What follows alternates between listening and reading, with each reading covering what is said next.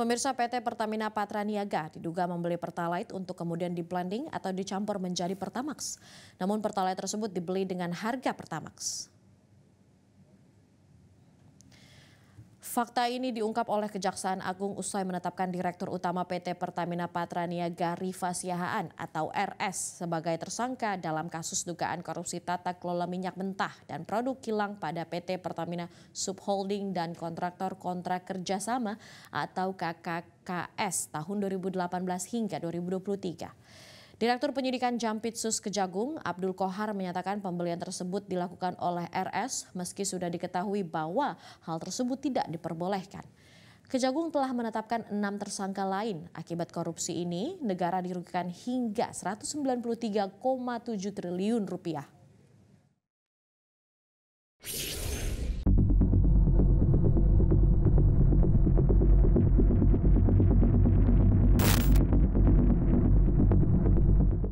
PT Pertamina Persero merespon dugaan kasus korupsi tata kelola minyak mentah dan produk kilang pada PT Pertamina periode 2018 hingga 2023. PT Pertamina menghormati proses hukum yang dilakukan Kejaksaan Agung dan siap bekerja sama dengan aparat.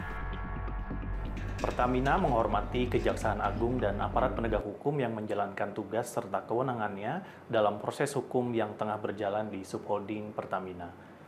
Pertamina juga siap bekerja sama dengan aparat berwenang dan berharap proses hukum dapat berjalan lancar dengan tetap mengedepankan asas hukum praduga tak bersalah. Di tengah proses tersebut, Pertamina memastikan bahwa layanan distribusi energi kepada masyarakat di seluruh Indonesia tetap berjalan lancar.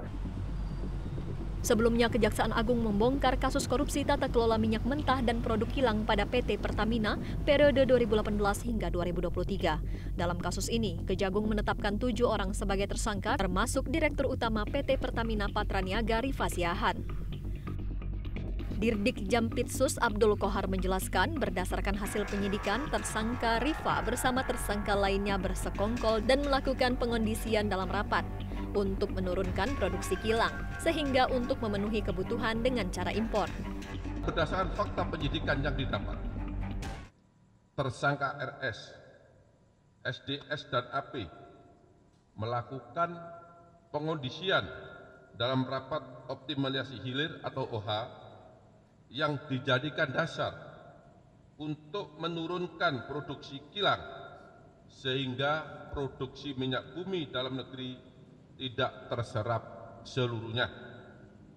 Dan pada akhirnya pemenuhan minyak mentah maupun produk kilang dilakukan dengan cara impor.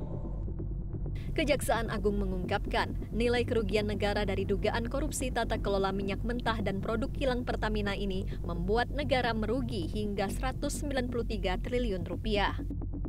Telah mengakibatkan adanya kerugian keuangan negara sekitar 197 triliun yang bersumber dari berbagai komponen.